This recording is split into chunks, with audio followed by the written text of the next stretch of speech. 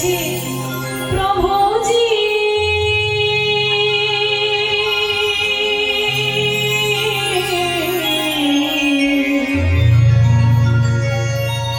তুমি দাও দর্শন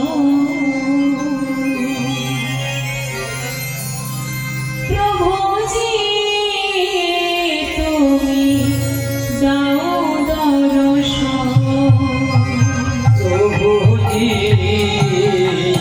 তুমি দাও দর্শন প্রভুজি, তুমি দাও দর্শন। আশায় আশায় জেগে আছে দুটি পিয়াসী নয়ন। আশায় আশায় জেগে আছি দুটি পিয়াসী নয়ন। আশায় আশায় জেগে আছে দুটি পিয়াসী নয়ন। আশায় আশায় জেগে আছি দুটি পিয়াসী নয়ন। প্রভুজি, তুমি দাও দর্শন প্রভুজি, তুমি দাও দর্শন প্রভুজি, তুমি দাও দর্শন। কে আছে আমার বলো জীবনে মরণে।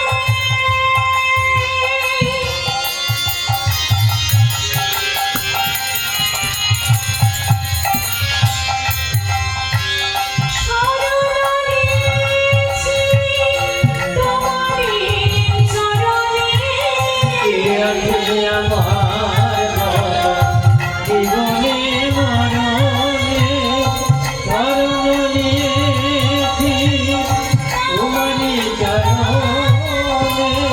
কে আছে আমার বলো জীবনে মরণে। তুমি ছাড়া কিছু নাহি।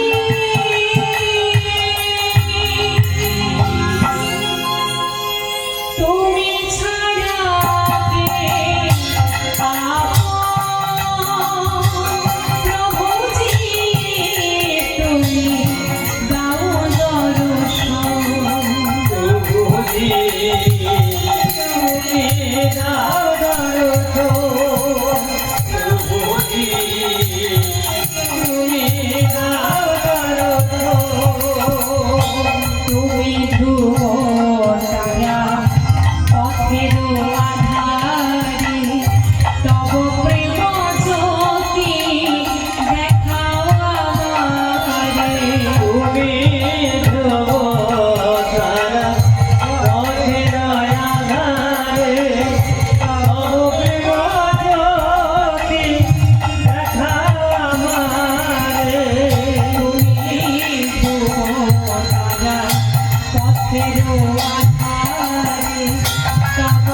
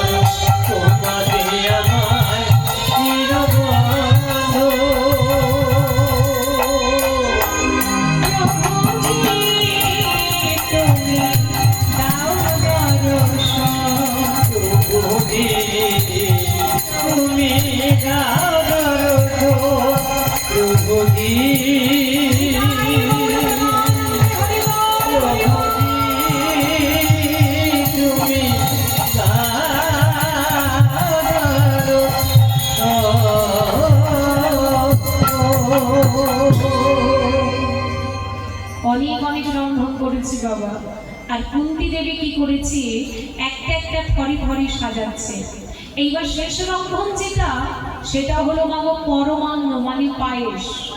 এবার কড়াইতে যখন তুলেছে, কুন্তি দেবীকে ডেকে বলছে, শর্মা কুন্তি, অনেক অনেক পাত্র দিয়েছি, সব পাত্রই আমার পছন্দ, কিন্তু পরমান্ন যে পাত্রে ঢালবো সেই পাত্রটা যেন খুব সুন্দর হয়। তাহলে মনিবা এক কাজ করুন, এই যে একটা সোনার পাত্র দিচ্ছি না, রৌপ্য, কাঁসা, পিতল, মুনিরার মাগো কোনো পাত্রই পছন্দ হচ্ছে না। ওদিকে গান্ধারী আড়ালে দাঁড়িয়ে দাঁড়িয়ে ভাবছে, কুন্তি তুই করবি দুর্বাসাকে সেবা? উনি জাতামুনি নয়, কিছু ভুল দেখলেই তোকে অভিশাপ দিয়েছে। আমি আড়াল থেকে দেখবো তুই পরমান্ন ঢালবার জন্য কোন পাত্র দিস। বলে বল, আপনাকে এত এত পাত্র দিচ্ছি, কোনো পাত্রই যখন পছন্দ না, সব থেকে শুদ্ধ পাত্র হলো মাটির পাত্র না। তুই আমাকে একটা ভালো পাত্র দিবা, যে পাত্রে পায়েস ঢাললে এই দুর্বাসা মুনির মনে অতিরিক্ত আনন্দ আসবে। কুন্তি দেবী মনে মনে ভাবছে যে এত এত পাত্র দিচ্ছি, কোনো পাত্রই যখন পছন্দ না, তাহলে এক কাজ করুন মুনিবা, আপনার এই সুসাধ্য পরমান্ন আপনি না হয়ে আমার হৃদয় পাত্রে ঢালুন। কুন্তি এইবার রেগে গেলেন দুর্বাসা, তোর এত বড় সাহস, তোর এত বড় স্পর্ধা, তোর বুকের মাঝে আমি ঢালবো ফুটন্ত পরমান্ন? আমিও দুর্বাসা মুনি, আমি যাই করি তাই করি, তোর কথা মতো তোর বুকের শাড়ির আঁচলটা তুই সরিয়ে দে, লজ্জাকে ত্যাগ কর, আমি তোর বুকের মাঝে ঢালবো ফুটন্ত পরমান্ন, দেখবো আজ তোকে কে রক্ষা করে। কুন্তি দেবী বলে উঠলেন, আপনি দুর্বাসার, আমি কুন্তি। আমি যদি দানি জ্ঞানী ধ্যানী হয়ে থাকি, আপনার কথা মতো আমার বুকের শাড়ির আঁচলটা আমি সরিয়ে দিলাম, লজ্জাকে ত্যাগ করলাম, ভালো নয় ফুটন্ত পরমান্ন। হাস্যের গান্ধারী দুর্বাসা মুনি নিয়ে আসছেন পরমান্ন, কুন্তি দেবীর বুকের মাঝে সবেমাত্র পরমান্ন ঢালতে যাবে, বিপদ ভঞ্জন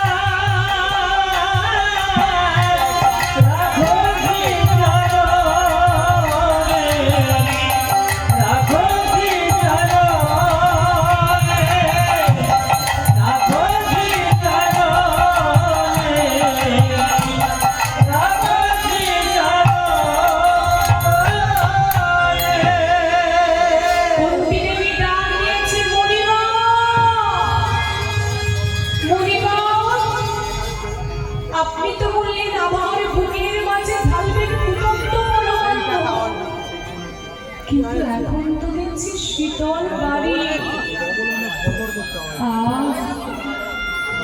আর শীতল বাড়ি নেই। আপনি যখন আমার বুকের মাঝে ঢালছিলেন ফুটন্ত পরমান্ন, তখন আমার জ্বালা যন্ত্রণা হওয়ার কথা ছিল, কিন্তু আমার যে এত ঠান্ডা লাগছিল, এত শান্তি পাচ্ছিলাম, মনে হলো যেন জীবনটা আমার ধন্য হলো। আরো যদি ফুটন্ত পরমান্ন থাকে আপনি কিন্তু আরো ঢালতে পারেন। দুর্বাসা মুনি মনে মনে ভাবছি, বলে কি, যার বুকের মাঝে আমি ঢাললাম ফুটন্ত পরমান্ন, সে কিনা বলছি শীতল বাড়ি। ওরে মা, তুই স্নান করে আয়, আমি তোকে আশীর্বাদ করব। আমি পরীক্ষা করতে এসেছিলাম, আমি নিজেই হেরে গেলাম রে মা, যা স্নান করে আয়। যখনই কুন্তী দেবী স্নান করতে চলে গেলেন, গান্ধারী মনে মনে ভাবলো, আমার চোখের সামনে থেকে কুন্তী আশীর্বাদ নিয়ে চলে যাবে, এটা তো আমি হতে দেব না। মাথায় বড় করে ঘোমটা দিয়ে দুর্বাসা মুনির সামনে গিয়ে বসেছে। মুনিবর, ও মুনিবর, আপনি যে বললেন আমায় আশীর্বাদ করবেন, ওই আশীর্বাদটা করুন। দুর্বাসা মুনি, তিনি মাগো বৃদ্ধ মানুষ, তিনি কি আর এত ছলনা বোঝেন বাবা? কে এসেছে কোনো কিছু বিচার না করে সঙ্গে সঙ্গে গান্ধারীর মাথায় হাত রেখে আশীর্বাদ করে বলল, মারে, আমি তোর মাথায় হাত রেখে আশীর্বাদ করি মা, তুই শতপুত্রের জননী হবি। আশীর্বাদ নিয়ে চলে গেল গান্ধারী। এইবার আসছেন কুন্তী দেবী, যাকে আশীর্বাদ দেওয়ার কথা। শুদ্ধ বস্ত্র পরিধান করে দুর্বাসা মুনির চরণে প্রণাম করে বলে উঠল, মুনিবর, আপনি যে বললেন আমায় আশীর্বাদ করবেন, ওই আশীর্বাদটা করুন। দুর্বাসা মুনি বলে, এই মা, এই তো তোকে আমি আশীর্বাদ করলাম, তুই আশীর্বাদ নিয়ে চলে গেলি, আবার এসেছিস আশীর্বাদ নিতে? কুন্তী বলে, আমি এসেছিলাম আপনার কাছে আশীর্বাদ নিতে? বলে, হ্যাঁ, মাথায় এক ঘোমটা দিলি, বদনটা আড়াল করলি, পাছে আমার দিকে না তাকিয়ে লজ্জায় মাথাটা তো নিচু করে আশীর্বাদ নিয়ে চলে গেল। এইবার কুন্তী দেবী বললেন, মুনিবর, আপনারা তো বিচক্ষণ, পণ্ডিত শাস্ত্রজ্ঞ, একবার ভেবে দেখুন দেখি, আপনি যখন আমার বুকের মাঝে ঢালছিলেন ফুটন্ত পরমান্ন, তখন আমার লজ্জা হলো না। আমার বুকের শাড়ির আঁচলটা আপনার এক কথাতেই আমি সরিয়ে দিলাম। আর এত লজ্জা তখনই, আপনি আশীর্বাদ করবেন, তখনই এসেছি মাথায় এক হাত ঘোমটা দিয়ে। কি গো, খারাপ কথা কিছু বলেছে? নারী জাতির লজ্জাই হলো ভূষণ, তাই না? যে নারীর লজ্জা নেই তাকে কিন্তু নারী বলে না, অন্য নামে ডাকা হয়। তা বুকের শাড়ির আঁচলটা সরিয়ে দিলাম যখন পরমান্ন ঢালতে গেলে, আর যখন আশীর্বাদ করব তখনই এসেছি এক হাত ঘোমটা দিয়ে। দুর্বাসা মুনি বলে, খারাপ কথা বলে। আচ্ছা দাঁড়া মা, আমি ধ্যানে বসি, ধ্যানে বসলেই জানতে পারবো কি আমার কাছ থেকে আশীর্বাদটা নিয়ে চলে গেল। এবার যেই না মাগো দুর্বাসা মুনি ধ্যানে বসলেন, ওই ধ্যানে বসেই জানতে পারলেন যে গান্ধারী আশীর্বাদ নিয়ে চলে গেছে। সঙ্গে সঙ্গে ধ্যানটা ভঙ্গ করে কুন্তী দেবীকে ডেকে বললেন, সভা করতে, আমি দুর্বাসা মুনি হয়ে তোকে আশীর্বাদ করে যাচ্ছি, জগৎ সংসারে তুই হবে পঞ্চপুত্রের জননী, আর ওই পঞ্চপুত্র হতে কুরুক্ষেত্রের যুদ্ধে ওই গান্ধারীর শতপুত্র নিধন হবে।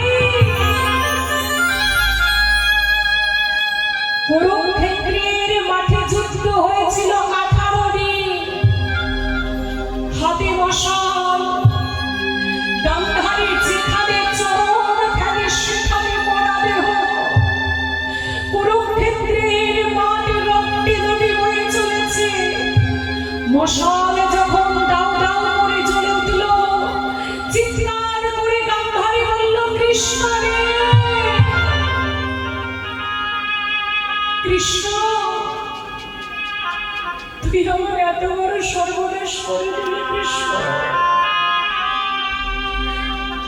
আজকে শতপুত্রের জননী গান্ধারী হল নিঃসন্তান।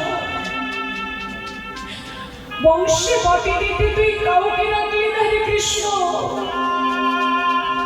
সম্পর্কে আমি তোর পিসি হই, তুই যখন আমার এত বড় সর্বনাশ করেছিস, আমি আজকে এই কুরুক্ষেত্রের মাঠে দাঁড়িয়ে তোকে অভিশাপ দিচ্ছি কৃষ্ণ।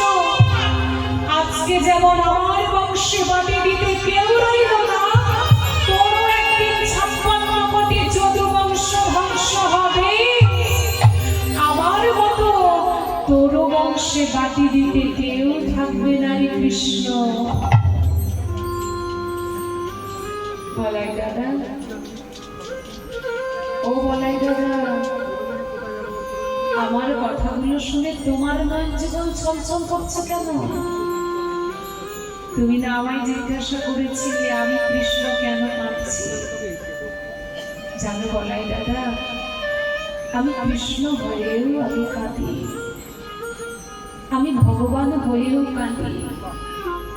কেন কাঁদি জানো?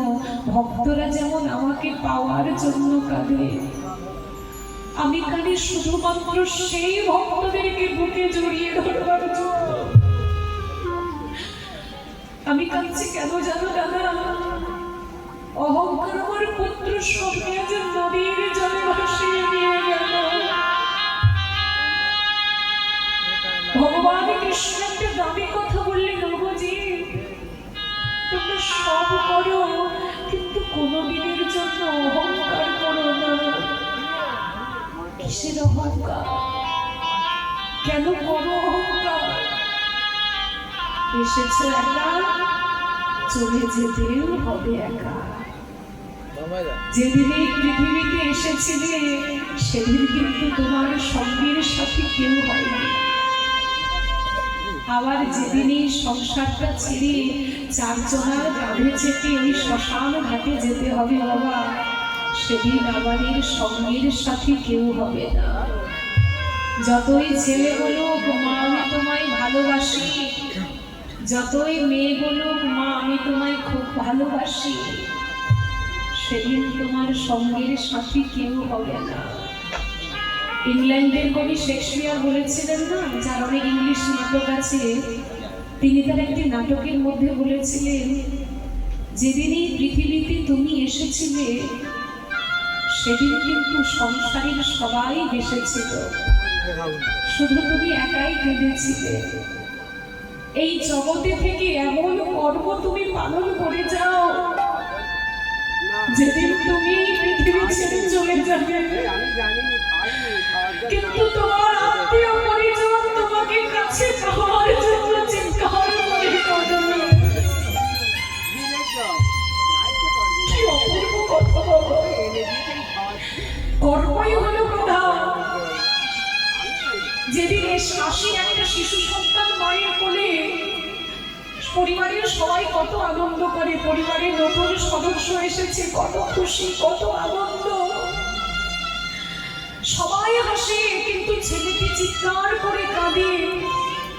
তাই বলছি, যেদিন জগতে তুমি এলে সেদিন সবাই হাসলো, তুমি কাঁদলে। এমন কর্ম পালন করে যাও যেদিন তুমি হাসতে হাসতেই সংসার থেকে বিদায় নেবে, আত্মীয় পরিজন সবাই তোমাকে একটা সেকেন্ডের জন্য কাছে পাওয়ার জন্য চিৎকার করে কাঁদবে। তাই সব অহংকার ভুলে গিয়ে কর্ম ভালো করে যাও।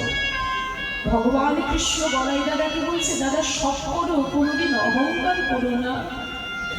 আমার দেবকী মায়ের মনের ভেতরে বড় অহংকার, আমি জন্ম দিয়েছি কৃষ্ণকে, আমি ওর মা। সেই দেবকী মায়ের আমি অহংকার চূর্ণ করবো দাদা, আর প্রভাসের তীরে একদিকে মিলন করে যাব। সবাইকে তো নিয়ে যেতে হবে, সবার সামনে দেবকী মায়ের অহংকার চূর্ণ করে আমি দেখাবো, জন্ম দিলেই শুধু মা হওয়া যায় না যদি সে তার কর্ম পালন না করে।